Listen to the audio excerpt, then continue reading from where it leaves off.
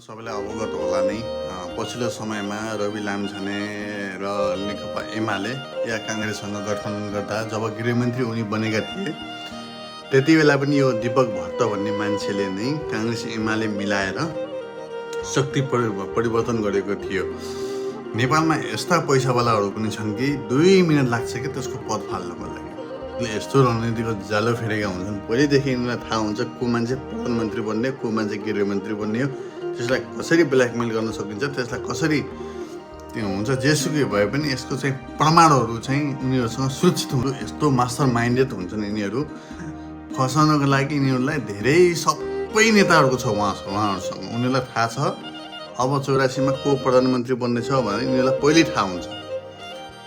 नेपालमा बिचौलियाहरूले गर्दा यो देश बर्बाद भएको छ। हेर्नु साथीहरू, हामीले चाहेर पनि केही गर्न सक्दैनौँ। यिनी बिचौलियाहरूले राम्रो काम गर्दा गर्दै यो हाम्रो नेकपा माओवादीको नारायण काजी र प्रचण्डको सरकारलाई हटाएर काङ्ग्रेस एमाले मिलाउने पनि यही दीपक भट्ट हो। अहिले सुदन गुरुङलाई फाल्ने पनि यही दीपक भट्ट हो। यिनीहरूको मास्टर माइन्ड धेरै ठुलो छ होइन। त्यसै कारणले गर्दाखेरि कसलाई राख्ने कसलाई फाल्ने यिनीहरूको हातमा छ। यी बिचौलियाहरूलाई जेल हाल्नुपर्छ।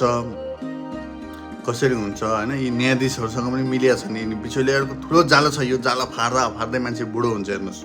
त्यसै कारणले त्यसै हो र माओवादीले गर्न नखोजे होइन र। माओवादीले राम्रै काम गर्न खोजिरहेको हो। तर के गर्ने, यी बिचौलियाहरूले दुई शक्ति मिलाएर परिवर्तन गरिदिए। अहिले पनि त्यस्तै हुँदैछ। हेर्दै जानु होला, यहाँ कसैलाई पनि टिक्न दिनन् यी बिचौलियाहरूले। त्यसैले एकदम कडा कदम चालेर कसरी हुन्छ, यिनीहरूको पुरै प्रमाणहरू ल्याएर कसरी हुन्छ यिनीहरूलाई जेलमा आजीवन हाल्नु पर्यो अनि मात्र देश बन्छ। नत्र यी बिचौलियाहरूले काम गर्न दिँदैनन्। यी बिचौलियाहरू इन्टरनेसनलदेखि ल्याएर नेपालसम्मका बिचौलियाहरू एकजुट छन्। त्यसै कारणले बचेर रहनु होला।